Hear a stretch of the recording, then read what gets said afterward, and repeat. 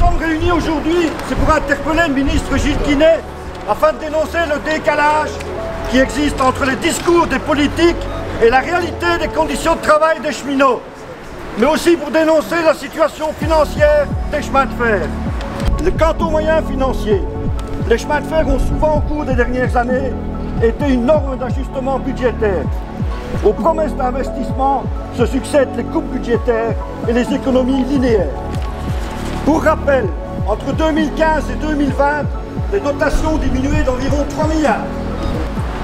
Au cours des 5 dernières années, le nombre de cheminots est passé de 31 834 au 1er janvier 2017 à 28 328 au 1er février 2022. La CGSP Cheminots n'accepte plus les déclarations d'intention, mais exige que les contrats de gestion qui sont en cours de négociation intègrent un plan financier concret prenant en compte les conditions de travail des cheminots et les besoins en recrutement.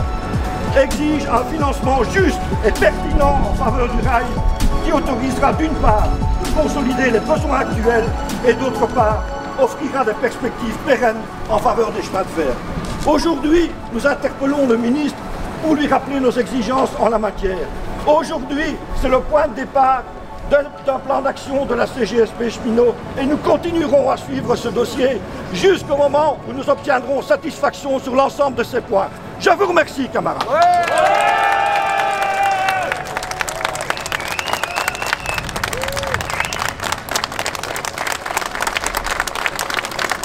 Mais la situation actuelle, d'un part, sur le plan du personnel, je pense qu'elle est catastrophique. Nous avons encore perdu 1100 emplois sur l'année dernière. Et donc, il est temps de réagir et de consacrer les moyens nécessaires qui permettent rien qu'au service public de continuer à fonctionner. Et ensuite, on pourra envisager l'avenir. Donc, il faut consolider ce qui existe aujourd'hui de manière à pouvoir envisager de façon pérenne l'avenir des cheminots et l'avenir de l'entreprise, bien entendu. La situation financière des entreprises n'est pas meilleure.